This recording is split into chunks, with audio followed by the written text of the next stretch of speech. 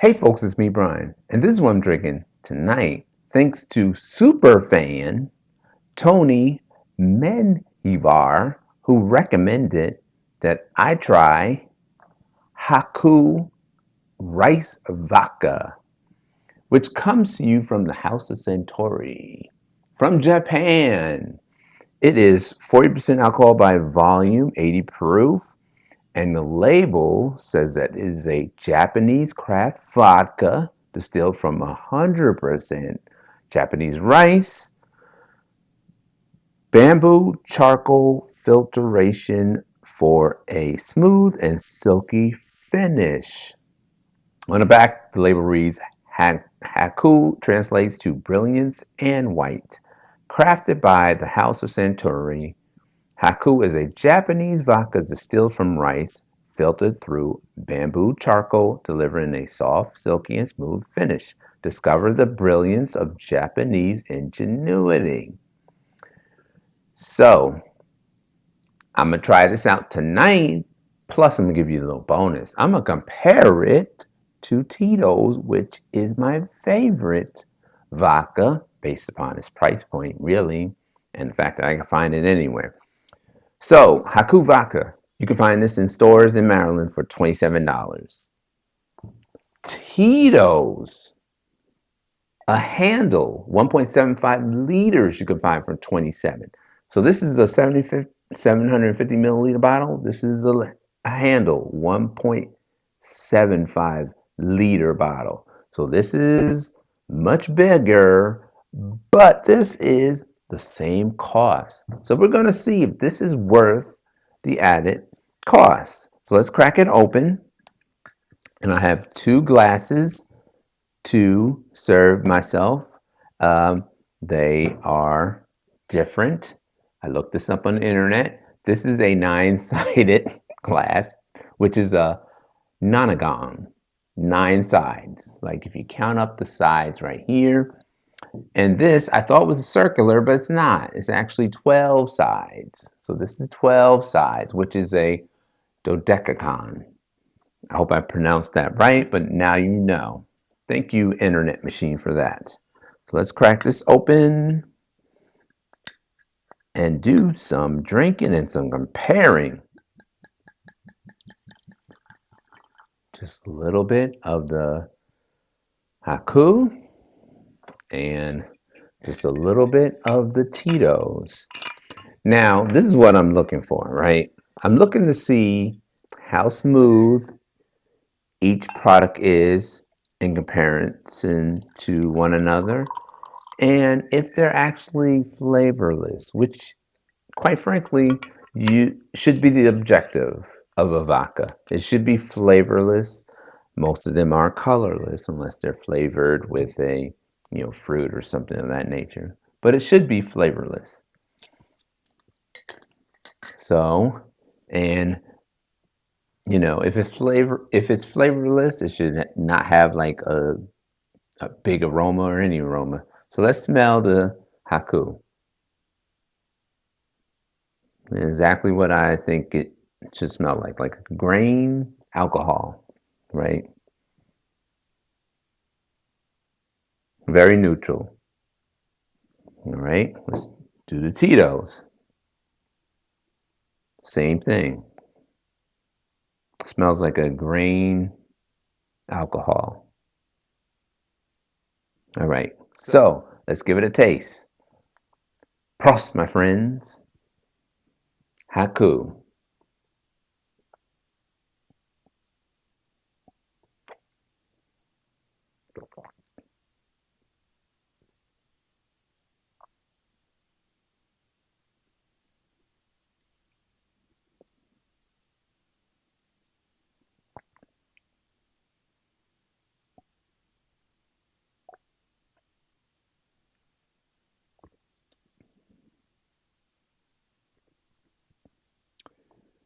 So number 1, I would not consider this smooth and mellow at all.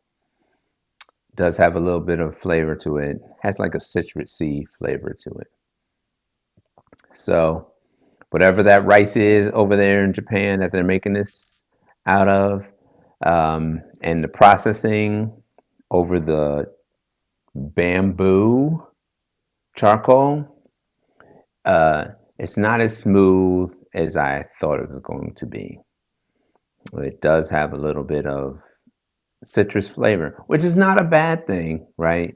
But when you're talking vodka and you want a neutral profile, uh, this one is kind of struggling so far. But let's compare it to my Tito's.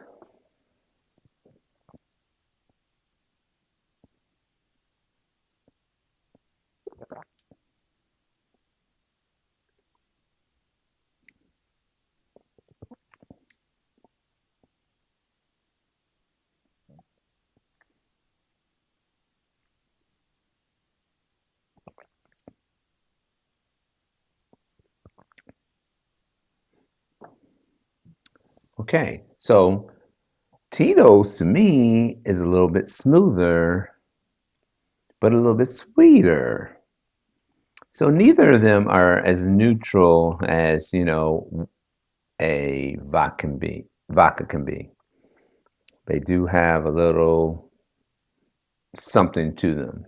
Of course, that's not a negative thing, But if you are trying to get neutrality, neutral flavor profile, I don't think either of them qualifies.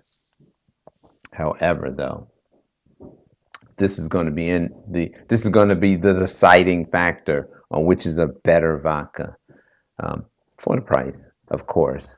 The Haku, it is definitely not smooth. I don't know. It's not smooth. I don't know how they. I think you're paying for the fact that it comes from Japan and it looks fancy because it has Japanese on it. It comes from the House of Suntory, which I've seen before in stores, and they call it a craft vodka, none of which, they describe with Tito's, right? Tito's is handmade, right? And it says award winning, and it comes from Texas, right? So they're not trying to go with the whole like craft angle here with Tito's. With Haku, they are, and I think they're charging you a premium for it. So, how would I rate Haku vodka? As much as I have said like some things that I thought should be different about it, I'm not going to give it a terrible grade, right? I'm gonna give this a B. Like I would actually purchase this, and I would purchase this again. Obviously, I purchased it. I would purchase it again. It is a good tasting vodka. And even the price point is not that bad, right? It's $25, $27 for a 750 milliliter bottle. That's not bad for a spirit, any spirit, especially and that's not bad. I know you can get some cheaper ones in plastic bottles that have Russian names or whatever, and they're 1.75 liter handles. I know you can get cheaper, but it is decent. I just think they have overcharged for it, even though it's only $27. You know, uh, but it's decent. So I give this like an 82, 83 out of 100. Let's go with 83 out of 100. I would get it again. I would serve it to my guests. I would make cocktails out of it. And then I would seem very fancy if I pulled this out, right? Because everyone's looking for this. Everyone's looking for Tito's. Everyone's looking for Absolute. Everyone's looking for, whatever, Ciroc, whatever, like popular brand, but no one's looking for this. Thank you, Superfan Tony, for putting me onto this. Even though I'm not giving it an A, I think this is a good purchase. So, final verdict, I suggest you get it. I recommend that you do get it. I recommend this.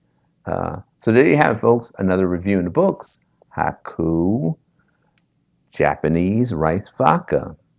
I recommend it. Try it for yourself. If you are here for the first time, welcome to my channel. I make all types of videos. I got over 1,000. There's so many videos. There's things that I have consumed. I don't even remember that I consumed them and made a video about it until someone comments about it like years later. If you are a returning subscriber, thank you for your support again. It's always deeply appreciated. Stay safe, stay sane, and I will see you on the next video.